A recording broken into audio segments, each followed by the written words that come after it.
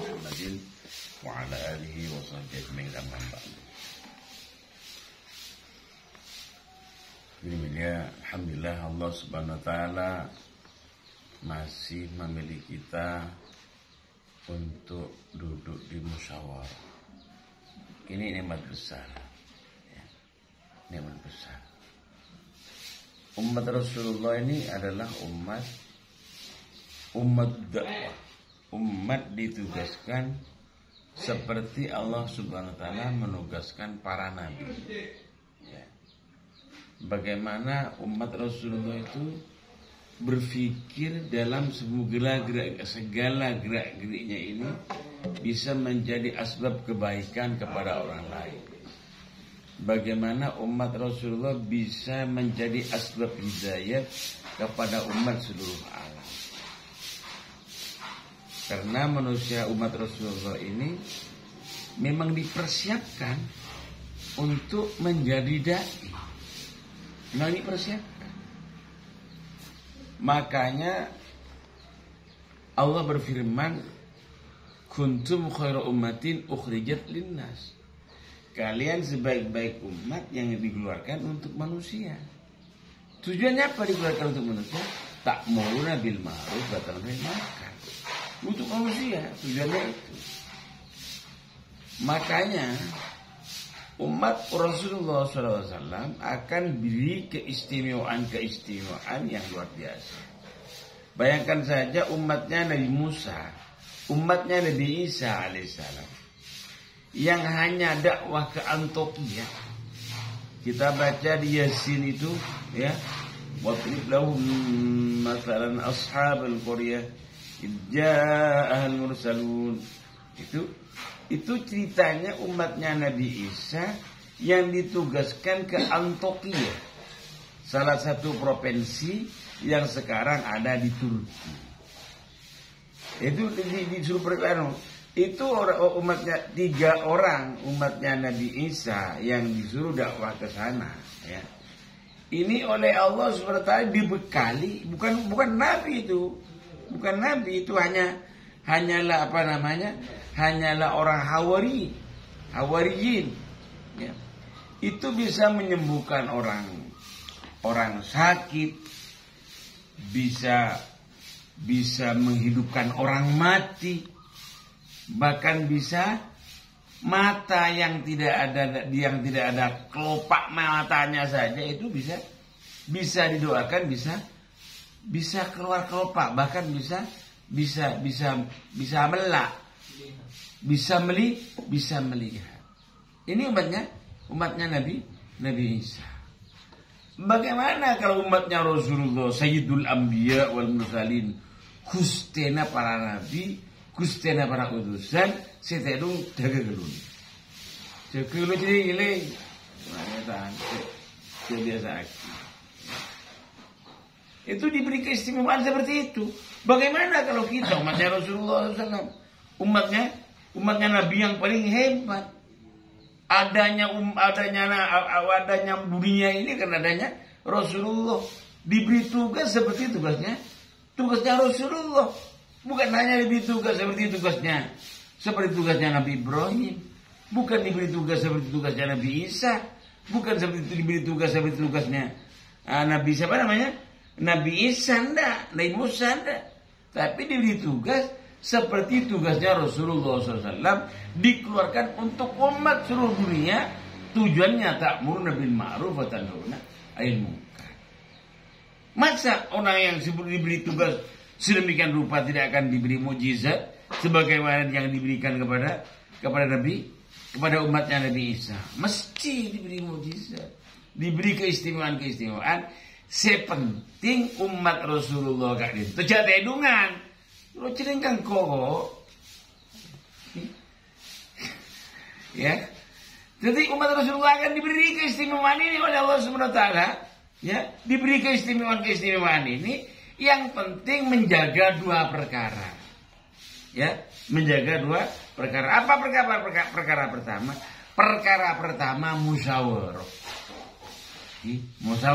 Musyawarah. Di pertengkaran pertama itu. Nomor 2, bejeng hajat. Mun kadung kedua itu dikerjakan dengan penuh semangat, dua perkara itu dikerjakan dengan sungguh-sungguh, perkara yang tidak masuk akal sekalipun, itu akan bisa terjadi kepada umat Rasulullah SAW. Makanya dulu Imam Syafi'i rahmatullah alaih mengatakan, umat Rasulullah, yakni para sahabat radhiyallahu anhum, diberi mukjizat, diberi keistimewaan, diberi kejelenehan melebihi yang diberikan kepada Nabi Musa, diberikan kepada nabi-nabi sebelumnya. Coba kita lihat. Dulu Nabi Musa dan orang Bani Israel menyeberangi lautan. Ya, menyeberangi lautan. Tetapi lautannya diasatkan dulu, diambil dulu airnya oleh Allah. Setelah airnya habis baru sudah melintas. Kita bisa enggak kalau airnya diambil dulu? Melintasi lautan. Airnya diambil dulu. Bisa enggak kira-kira? Bisa. Kamu air ada? Bisa enggak? Bisa enggak? Bisa. Airnya sudah habis. Ajalah. Tapi 3.000 umatnya Rasulullah sallallahu alaihi wasallam yang dipimpin oleh Sayyidina Ala Al-Hadrami, ya, ketika melihat apa namanya, lautan di depannya, jangan tidur sini ke depan kok, masya Allah.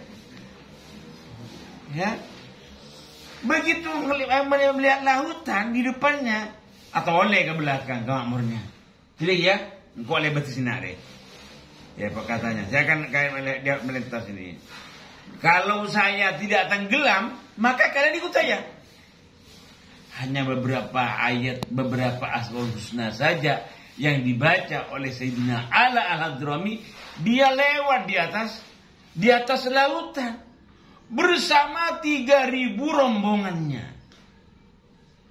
Bahkan dikatakan lautannya bisa ada, lautannya tidak diambil airnya oleh Allah.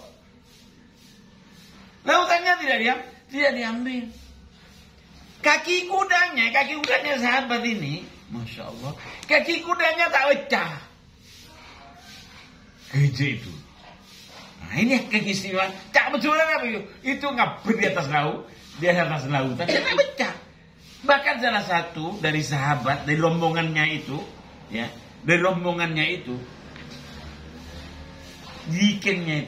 jerigennya itu gagal. Jerigennya aja jatuh. Ya. Begitu jatuh bilang kepada amirnya, Amir, ini jerigen saya diambil oleh lautannya. Lautannya katanya yang ngambil. Ini lautannya, jerigen saya diambil. Amirnya tanya, apakah halal jerigennya kamu? Iya, halal, itu jerigen halal saya. Apa kata amirnya? Sudah minta saja. Kalau begitu, minta kepada Allah saja. Minta kepada Allah. Jerigen saya diambil oleh lautannya, ya Allah. Akhirnya apa? Ada ombak menghempas ke atas sehingga jerigennya ngantol ke atas. Dia acung-acungkan nih jerigen halal di atas lautan. Kenapa? Ditolong oleh Allah. Karena sahabat ditolong sedemikian rupa melebihi pertolongan Allah Ta'ala kepada umat Rasulullah. Karena umat sahabat itu melakukan lebih dari apa yang dilakukan oleh nabi-nabi terdahulu. Kalau nabi terdahulu dakwanya hanya pada kaumnya. Tapi umat Rasulullah dakwah kepada umat seluruhnya. Oh, itu sahabat. Sahabat. Setelah sahabat ada namanya Abu Muslim. Di Mesir itu, di Yaman itu ada orang mengaku nabi. Di situ ada orang namanya Abu Muslim. Ya, Abu Muslim. Masya Allah, Abu Muslim itu menentang kepada orang yang mengaku nabi itu. Akhirnya apa? Abu Muslim itu kentong. Apa bahasa Indonesianya itu? Apa? Epekot. Bahasa Indonesia epekot. Bahasa Indonesia itu apa namanya itu? Diikat lah. Nah, diikat. Hah? Setelah diikat, ditumpukin kayu-kayu. Ketumpukin kayu itu. Besar kayunya. Dibakar Abu Muslim itu. Dibakar. Setelah dibakar, ternyata bulunya, satu pun bulunya tidak terbakar. Yang terbakar hanya tali ikatannya. Begitu mati apinya mati. Masya Allah Abu Muslim majringgi. Nah, ini aja alomam penyakit orang-orang ada di sekitarnya yang ngaku Nabi Tuhan Torot akhirnya apa? Dia berjalan sampai menuju Madinatul Rasul. Ternyata sampai di Madinah pemerintah sudah berubah pada waktu itu. Masa zamannya Sayyidina Umar bin Khattab. Ketika beliau nyerase, beliau ziarah kepada makamnya Rasulullah SAW, Sayyidina Umar bertanya, siapa orang yang dibakaran itu? Di Yaman itu. Apakah kamu? Tidak tahu saya. Kata Muslim. Abu itu marah cepat. Sayyidina Utsman sudah angkat tongkatnya.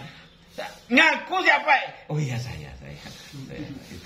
Itu dijuluki siapa? Dijuluki sebagai Sayyidina Nabi Ibrahimnya umat ini.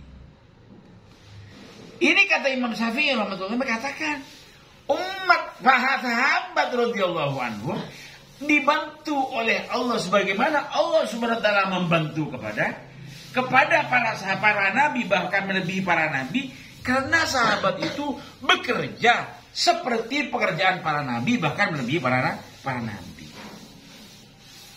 Terakhir siapa? Maulana Ilyas rahmatullahi 100 tahun yang lalu, ya, 100 tahun yang lalu Maulana Ilyas mengatakan umat ini akan dibantu, umat akhir zaman ini akan dibantu. Kita semua akan dibantu oleh Allah Subhanahu wa taala sebagaimana Allah Taala membantu para sahabat. Yang penting kita melihat apa yang dicontohkan oleh sahabat radhiyallahu anhu. Makanya orang-orang dakwah ini asalkan semangat, sungguh-sungguh, perkara yang tidak masuk akal bisa terjadi. Paham semuanya? Makanya penting, kembali lagi kepada musyawarah, penting sahabat itu bagaimana? Sahabat itu menjaga dua perkara itu. Berangkat dengan musyawarah dan selalu menjaga sholat hajat. Begitu juga kita pondok kita. Kita bagaimana kita menjaga dua perkara itu? Musyawarah dengan sungguh-sungguh, bukan dengan tidur. Ya, musyawarah jangan tidur musyawarah itu. Dengan semangat jaga sholat hajat. Setiap mau melangkah dengan sholat hajat, maka perkara yang tidak masuk akal akan menjadi dimudahkan oleh Allah Subhanahu wa taala untuk tercapainya. Tujuan musyawarah, ya, menyatukan hati, menyatukan fikir, sehingga bagaimana semua yang dilakukan oleh kita, semua yang itu di saya itu dibuang. Ya. Semua yang dilakukan oleh kita itu mudah dan enak. Semuanya menjadi barokah, ya, dengan ini. Pas ini tujuan musyawarah. Agar kita tidak merasa tidak merasa ditekan, agar kita tidak merasa diperintah, tetapi melakukan pekerjaan ini dengan sukarela, dengan senang hati. Kenapa? Karena setiap kita bekerja ini setiap melakukan apa saja mesti ditargetkan. Oh, kalau kita khidmat akan begini. Kalau begini akan begini. Kalau sholat kata Rizal sekarang tadi malam, kalau kita sholat 2 rakaat hanya begini. Ya, kalau 3 rakaat, kalau 4 rakaat pahalanya begini, sebetulnya sampai 12 rakaat itu. Ya, sehingga melakukannya itu dengan semangat. Kalau sholat hajat dengan semangat, kita akan tercapai dengan apa yang kita ingin, sehingga kita sholat hajat itu senang. Begitu paham ya? Kalau kita itu kenapa orang-orang itu mau menggali WC itu? Menimbal tinjanya orang itu, tinjanya santri di video itu. Kenapa itu? Karena ada harapan itu. Ditargibkan. Mau tadi targibkan tak ada semangat. Gue dapat sampai suruh nguras tahu mana. Tadi targiban seperti itu. Lah beri 1.000. Jangankan 1.000, ajeling baik. Mit puralla itu. Paham ya? Berjalan musyawarah seperti itu. Terus yaitu fadilahnya bro. Dan fadilah musyawarah ini di satu tempat apabila ada musyawarah, Allah Subhanahu wa taala akan angkat azab. Kalau Allah taala akan mengadab, itu dia akan diangkat. Kalau kalau akan menurunkan rahmat dipercepat. Seperti yang terjadi setelah satu perangan, saya lupa namanya perangannya. Itu sahabat-sahabat tawanan-tawanan dimusyawarahkan oleh para sahabat. Pada waktu itu ada yang usul, Sayyidina Umar usul dibunuh saja. Adipati Amal itu kan Adipati Amal itu. Dibunuh saja semuanya. Ada yang mengusulkan jangan. Di situ ada hutan. Ada hutan, dibakar saja dengan hutan-hutannya. Kalau sahabat yang lain mengusulkan, Sayyidina Abu Bakar mengusulkan, sudah. Sayyidina Abu Bakar diikat saja di masjid. Diikat di masjid. Ternyata Rasulullah memutuskan seperti itu. Pagi-pagi Rasulullah itu keluar ke masjid itu nangis menyebut sahabat. Menangis. Kenapa? Katanya Allah SWT lebih suka dengan keputusan Sayyidina Abu Bakar. Sehingga musibah sudah diturunkan, sudah ada di pelepah-pelepah kurma itu. Namun Allah SWT mengangkat musibah itu karena itu diputuskan dalam musyawarah. Diputuskan dalam musyawarah. Bahkan semua tawanan-tawanannya itu semuanya diberi hidayah oleh Allah Subhanahu wa taala dengan asbab melihat kelakuan dan perilakunya para sahabat radhiyallahu anhum. Ini fadilahnya musyawarah. Caranya musyawarah pertama dipimpin oleh seorang amir. Biasanya ketua pondoknya biasanya. Ini ketua pondok masih belum keputusan pondok masih belum belum dipilih, mungkin bisa pilih sekarang atau kapan, terserah. Terus amir musyawarah itu pertama menerima laporan tentang perkembangan pelajaran yang dipelajari. Ya, tahfidnya bagaimana, alimnya bagaimana. Pas yang dimusyawarahkan kemarin, takaza yang dibentangkan kemarin, takaza itu bahasa India artinya tugas-tugas, nah, atau permintaan-permintaan, tugas-tugas yang diberikan minggu kemarin atau yang kemarin. Siapa yang muadzin, yang muadzin kemarin itu jalan dak, yang ke markis siapa saja tadi malam umpamanya, itu berangkat dengan musyawarah. Maka dengan musyawarah akan barokah. Kalau tidak musyawarah, itu tidak barokah. Tidak barokah. Makanya ada musyawarah ini ada musyawarah maksud, ada musyawarah keperluan. Ya. Kalau musyawarah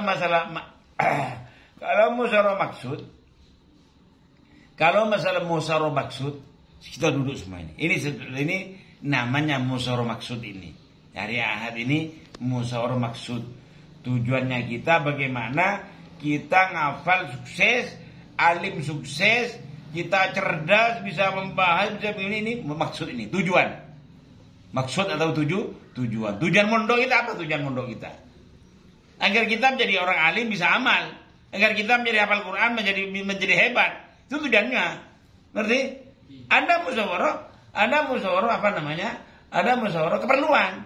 Keperluan apa? Makan, mandi, cuci dan sebagainya, itu keperluan itu. Kalau keperluan itu musyawarahnya setiap hari, karena keperluannya setiap hari. Atau musyawarah itu bisa musyawarah langsung dengan abah atau dengan ustadz, bahkan dengan teman yang lain. Jadi paham ya? Beda genteng gucor. Kira warga mahal, jangan. Genteng gucor, bocah larangan. Becah. Dan becah. Ente keluar tiahan keluar. Iya banjir sampean. Banjir. Ya.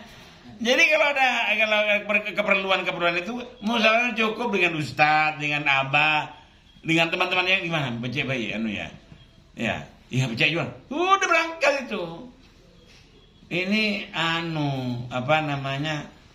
alat khidmatnya rusak semua ini wamanya. Kapan ini musyawarah dulu? Musyawarah dulu, ya sampai lapar. Lapar. Sudah kalau masalah seperti masalah keperluan itu musyawarahnya tidak usah musyawarah besar, cukup musyawarah dengan abah atau musyawarah dengan ustadz atau dengan siapa saja. Ini beli nggak napa, nggak napa saya beli. Upamanya tidak ada teng-tengnya upamanya itu namanya musyawarah keperluan, paham ya? Begitu, ini musyawarah seperti itu. Nah, terus setelah itu biasanya setelah usulan, minta usulan, setelah usulan bahas usulannya, setelah itu diberikan kepada yang lain, takaza itu. Ya, diberikan kepada orang lain, nanti kepada siapa nanti adanya yang memberikan. Setelah itu nasihat, doa, selesai. Begitu. Biasanya dibuka dengan doa ilham, ditutup dengan doa kifarah majlis. Ayo mulai. Allahumma alhimna marrafina wa qulina wa ilhamna wa sayyidina